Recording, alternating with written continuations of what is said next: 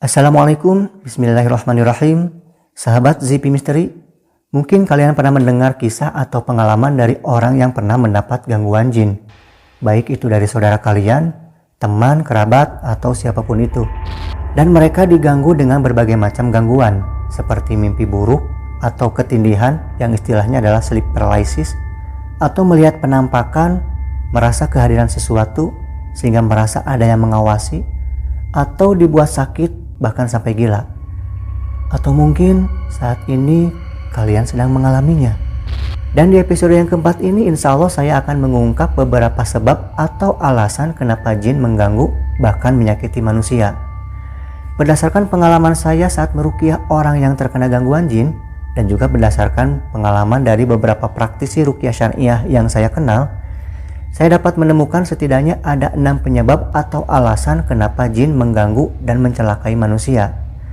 Dan penyebab yang pertama adalah karena ada manusia yang melibatkan dan memanfaatkan bangsa jin untuk melakukan sihir atau tujuan tertentu. Hal ini terjadi ketika seorang dukun atau tukang sihir mengerjakan sihir untuk mencelakai orang lain. Apakah karena keinginan si dukun itu sendiri, atau karena adanya permintaan dari orang lain yang menggunakan jasa dukun untuk mencelakakan orang tertentu.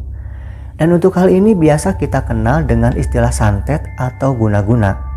Nah, dalam melakukan aksinya ini, tentu saja si dukun menyuruh jin untuk mencelakai orang tersebut. Dan penyebab yang kedua adalah karena pewarisan dari leluhur atau orang tua.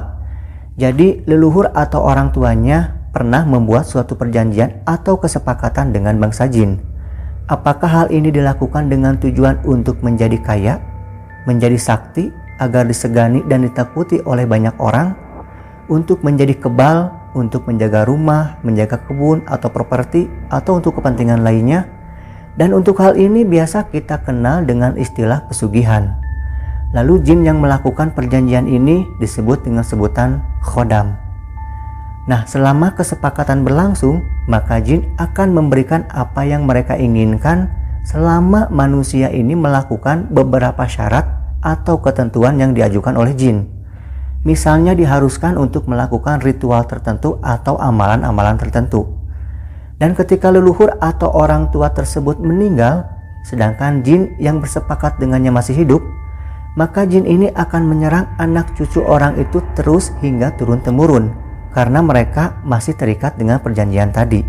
Namun ketika anak atau cucunya ini melakukan amalan atau ritual yang sama dengan yang pernah dilakukan oleh leluhurnya tadi, maka jin akan tetap memberikan apa yang mereka inginkan, itu pun atas izin Allah. Namun sayangnya hal ini merupakan dosa terbesar, yaitu kesyirikan.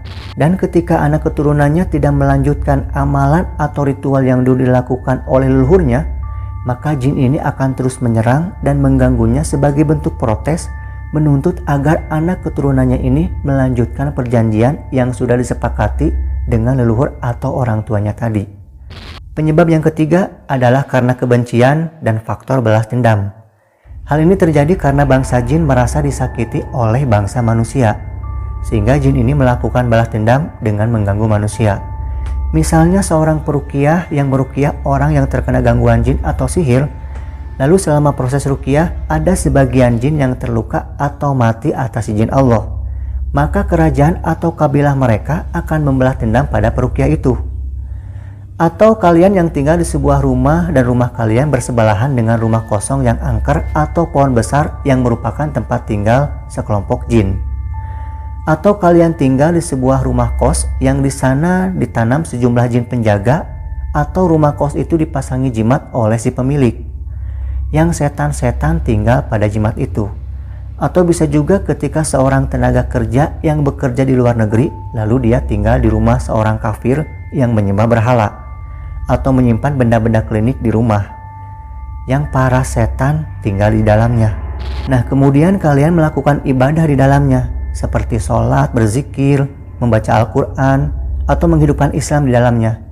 Maka hal itu atas izin Allah menyakiti bangsa jin kafir, hingga mereka marah dan membalas dendam, sehingga kalian atau anak-anak kalian atau keluarga diganggu dengan berbagai macam gangguan seperti mimpi buruk, atau mungkin dihadirkan sosok penampakan, atau merasa ada kehadiran sesuatu sehingga merasa ada yang mengawasi, atau gangguan dalam beribadah seperti menjadi malas sholat, lupa rakaat dan lupa bacaan ketika sholat, atau bahkan dorongan bermaksiat akan semakin besar seperti masturbasi dan yang lainnya.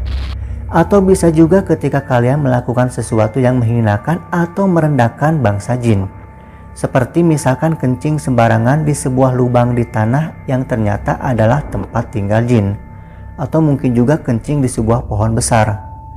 Atau kemudian kalian meludah sembarangan di tempat pemujaan berhala, atau mengambil dan memakan sesajen di kuburan, membuang bekas pembalut haid di toilet yang ternyata itu merupakan tempat tinggal setan, atau membuat keributan saat camping di hutan atau di gunung-gunung.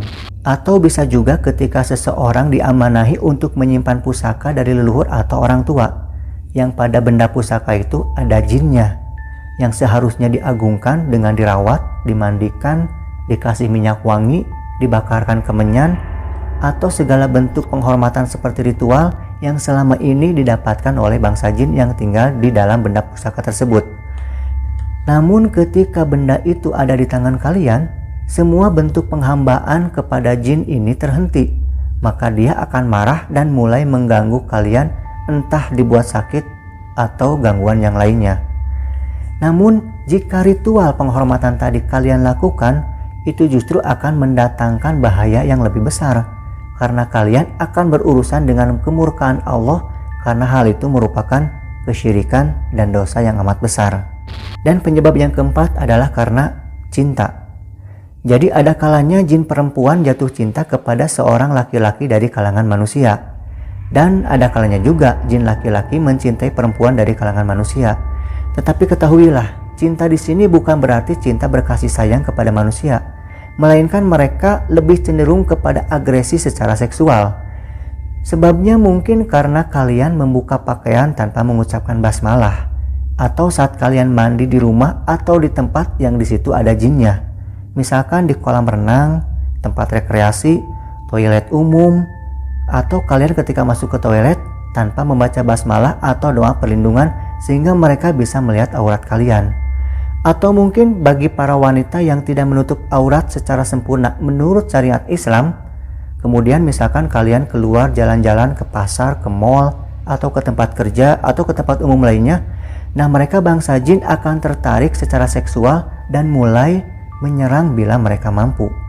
Biasanya mereka akan datang ke dalam mimpi dan mencoba melakukan kejahatan seksual pada manusia. Misalnya jin perempuan akan muncul ke dalam mimpi dan mengambil wujud sebagai perempuan cantik yang pernah terbayangkan oleh laki-laki tersebut. Sedangkan jin laki-laki apabila ingin melakukan hubungan seksual dengan perempuan dari kalangan manusia, maka biasanya mereka mengambil bentuk laki-laki terdekat yang dikenal oleh perempuan tadi, misalnya sebagai suaminya atau saudara laki-laki terdekat seperti paman, sepupu, atau bisa juga menjadi seorang laki-laki yang tampan namun agresif dan ingin memperkosanya. Lalu kemudian jin ini akan membuat orang tadi dibuat jauh dari ketaatan dan selalu terdorong ingin melakukan perbuatan maksiat. Maka jin ini pun akan mulai menguasainya, misalkan dibuat benci kepada pasangannya sendiri, atau dihalangi menikah agar terus-menerus sendirian dan melakukan perbuatan masturbasi setiap hari, atau dibuat malas beribadah atau tidak khusyuk dalam beribadah. Hal ini dilakukan jin agar akses kepada dirinya selalu terbuka untuk mereka. Dan penyebab yang kelima adalah sering melakukan perbuatan dosa. Setan biasanya ikut atau berpartisipasi dalam perbuatan dosa. Bahkan saat kalian makan tanpa membaca basmalah, setan akan ikut makan bersama kalian. Atau kalian memakan obat-obatan terlarang, berjudi, meminum khamar, berzina, masturbasi. Nah, setan biasanya berpartisipasi dan mereka akan membisikkan kepada kalian agar terus memotivasi dan mendorong kalian untuk berbuat dosa terus-menerus, hingga menjadi semacam kebiasaan sampai akhirnya kalian sulit keluar dari kebiasaan tersebut. Dan penyebab yang keenam adalah karena amalan tertentu.